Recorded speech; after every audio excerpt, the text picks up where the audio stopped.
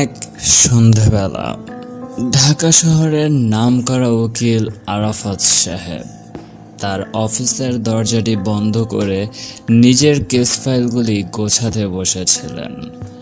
হঠাৎই দরজায় কড়া নাড়ার শব্দ শুনতে পান।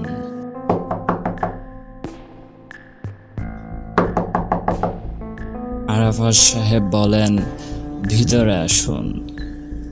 দরজার ওপারে দাঁড়িয়ে ছিল এক সুন্দরী অপরূপ নারী। তার চোখে রহস্যের ছাপ লক্ষ্য করা গেল। নারীর কণ্ঠে এক ধরনের অস্থিরতা।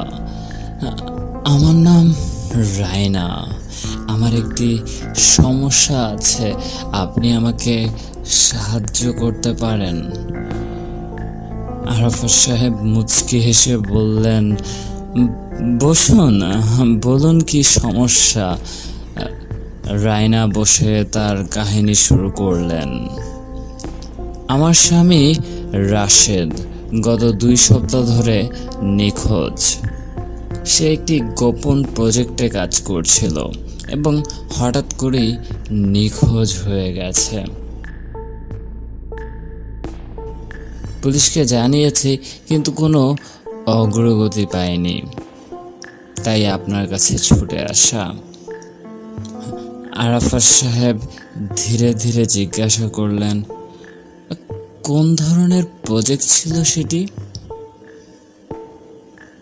রায়না কিছুক্ষণ চুপ করে থাকলেন, বললেন, এটা নিয়ে কথা বলা খুব বিপজ্জনক।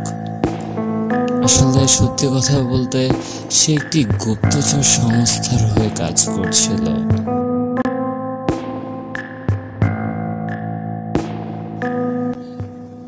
আরাফাত সাহেব অবাক হয়ে যান। গুপ্তচর সংস্থা?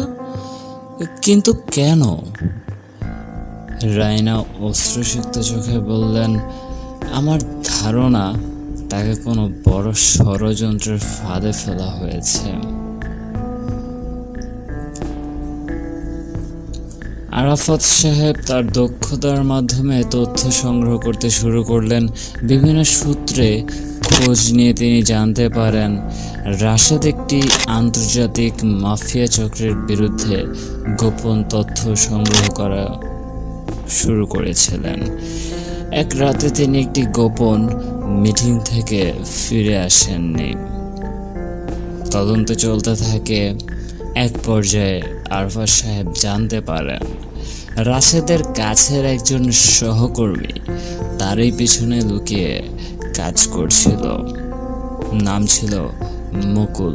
মুকুলের ব্যাপারে তার ওয়াইফের কাছে জানতে চাইলে তিনি বলেন, মুকুল খুবই চতুর এবং বিপজ্জনক লোক ছিল। তিনি রাশেদের সাথে বিশ্বাসঘাতকতা করে মাফিয়া চক্রের সঙ্গে হাত মিলিয়েছেন।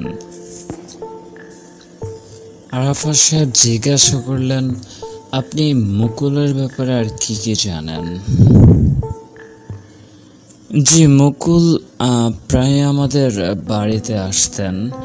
রাতের বেলা যে কোনো সময় আমার হাজব্যান্ডকে ফোন দিতেন, ডেকে নিয়ে যেতেন। যে কোনো সময় যে কোনো কাজের জন্য ডাকতেন।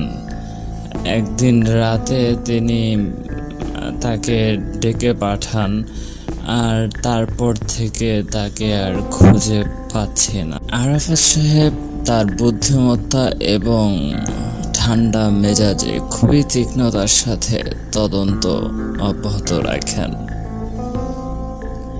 গোপন সূত্রে একদিন জানতে পারেন তাদের কাছে খবর ছিল এই বাড়িতেই মুকুল এবং মাফিয়া চক্রের সদস্যরা মিটিং করছে।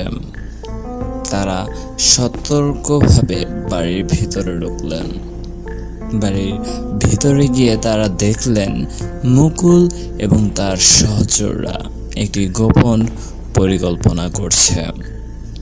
আরাফাত সাহেব তাদের কথা রেকর্ড করতে থাকলেন। খুব দ্রুততার সাথে পুলিশকে সংবাদও দিলেন। পুলিশ এসে সবাইকে ধরে নিয়ে যায়। রাশেদকে উদ্ধার করা সম্ভব হয়। তিনি বেশ ক্ষতিগ্রস্ত হলেও জীবিত ছিলেন। মুকুল এবং মাফিয়া চক্রের সদস্যরা তাদের অপরাধের জন্য জেলে যায়। ফলে রায়নার চোখে আনন্দের অশ্রু দেখা যায়। আরাফাত সাহেব কেস ফাইল বন্ধ করে মুচকে এসে বলেন, এবার তোমাদের জীবনে নতুন সূচনা হবে।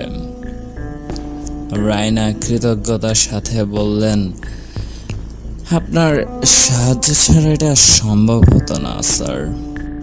এই দুষ্কৃতীদের ধরিয়ে দেওয়ার পর ঢাকা শহরে আবার শান্তি ফিরে আসে। আরাফাত সাহেব তার কাজে আবার মনোযোগ দেন, কিন্তু তার মনেই থেকে যায় জীবন কখনো কখনো এমন রহস্যময় পরিস্থিতি নিয়ে আসে যা আমাদের অভিজ্ঞতা এবং সাহস দিয়ে সমাধান করতে হয়। ভিডিওটি ভালো লাগলে অবশ্যই লাইক করে রাখবেন এবং আমাদের চ্যানেলের এরকম সাসপেন্স আর থ্রিলার গল্পগুলো শুনতে হলে সাবস্ক্রাইব করে রাখবেন। ভালো থাকবেন।